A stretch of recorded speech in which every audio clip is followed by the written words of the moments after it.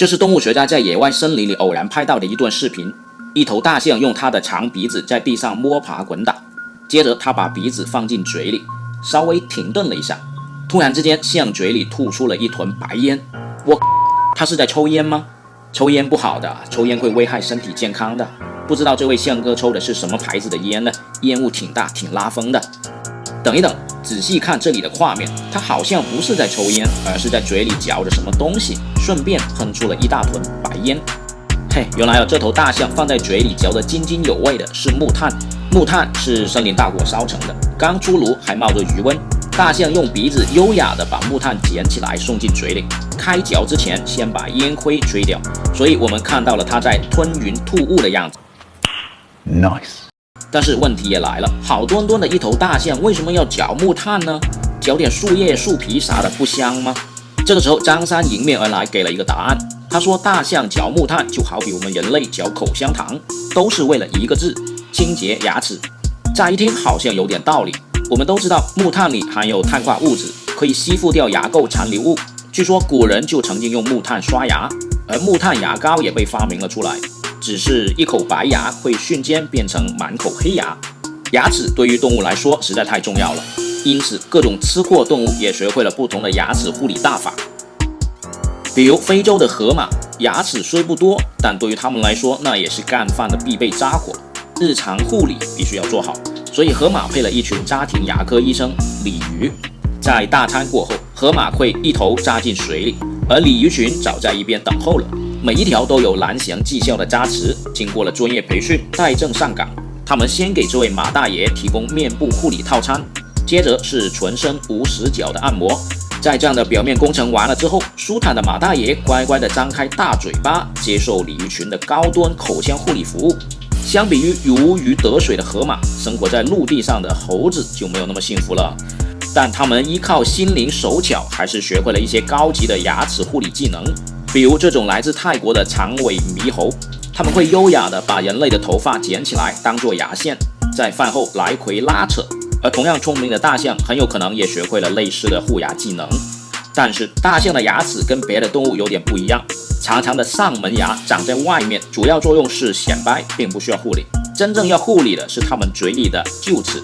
作为陆地上最大型的草食动物，一头大象平均每天要干掉300-400斤的植物，简简单单吃棵树也只是开胃小菜。要啃树就必须有一副好牙。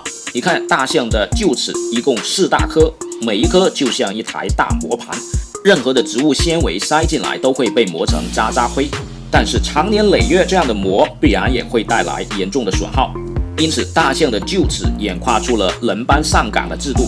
一头大象一生当中会更换5套臼齿。既然牙齿坏了会长出新的，那么大象就没有护理牙齿的必要了。所以张三提到的嚼木炭是为了清洁牙齿，这样的假设就不成立了。难道这头大象嚼木炭是另有所图？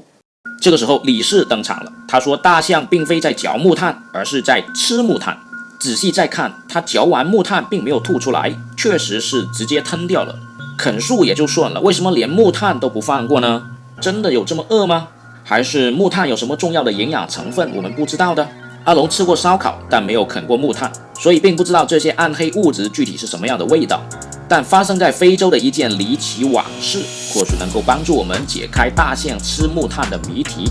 故事发生的地点位于东非的一个岛屿桑吉巴尔岛。2008年的某一天，岛上居民烧制的一些木炭突然间不翼而飞，后来发现是附近的一种猴子偷走了木炭。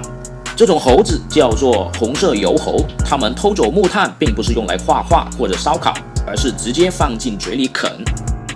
真好吃，有妈妈的味道。